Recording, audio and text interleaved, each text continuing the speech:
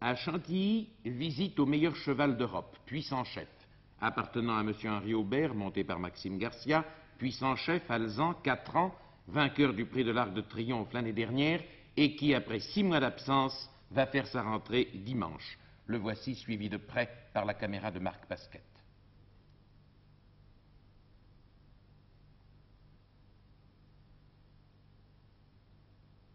L'entraîneur Bartholomew dit assez pour le travail, et Maxime Garcia va descendre de cheval.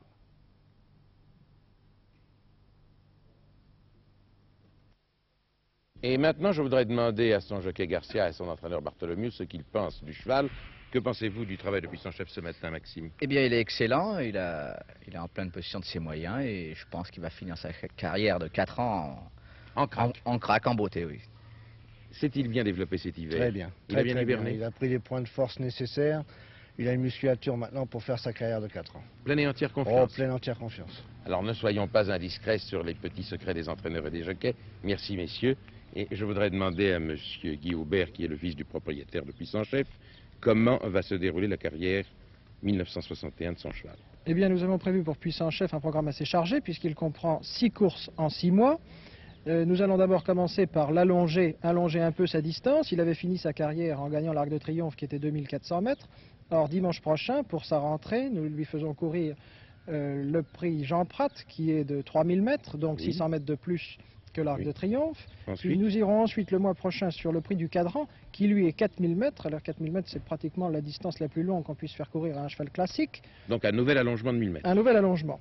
Et ensuite, nous comptons aller sur la Gold Cup, la Coupe d'Or en Angleterre, à Ascot, qui est également de 4000 mètres. Au printemps, on allonge le cheval. Et ensuite? Alors ensuite, c'est là que les difficultés commencent, car notre but serait d'essayer de regagner une autre fois l'Arc de Triomphe, qui n'est que 2400 mètres.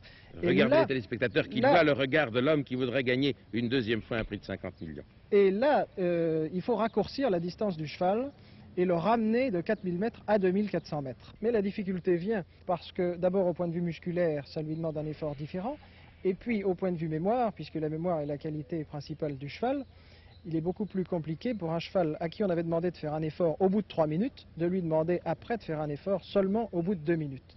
Il ne comprendra pas pourquoi on lui fait changer ses habitudes. C'est donc une question d'une part physique et d'autre part de psychologie du cheval. Certainement. Et l'expérience nous prouve que depuis 1919, où a été créé l'Arc de Triomphe, il y a que 2 chevaux qui ont pu successivement gagner dans la même année la Coupe d'Or et l'Arc de Triomphe.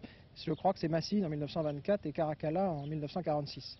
Alors c'est quelque chose d'assez délicat. Puissant Chef va essayer de recommencer à 15 ans de distance l'exploit de Caracalla. Voilà, ce qu'on voudrait tout au moins. Pourquoi, dans ces conditions, n'arrêtez-vous pas la carrière de votre cheval après la Gold Cup à Ascot sur 4000 mètres? Pourquoi tenter le diable? Par sport, peut-être. Alors nous vous souhaitons bonne chance. Merci. Revoyons les 2 plus belles victoires de l'Alezan l'année dernière. Le voici, ici Maxime Garcia porte une casaque foncée et une toque claire. Il est en pleine piste. Il s'agit du prix Royal Oak. À la corde, Wortpam résiste un instant, mais Puissant Chef se détache en foulée magnifique et gagne. Il s'agissait du 15 septembre de l'année dernière et gagne ce prix Royal Oak.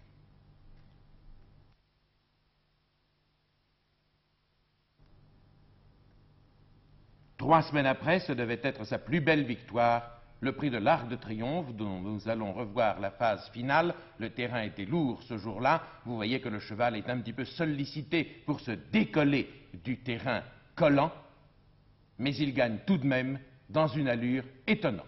Les 100 derniers mètres furent éblouissants. C'est vraiment le meilleur cheval d'Europe.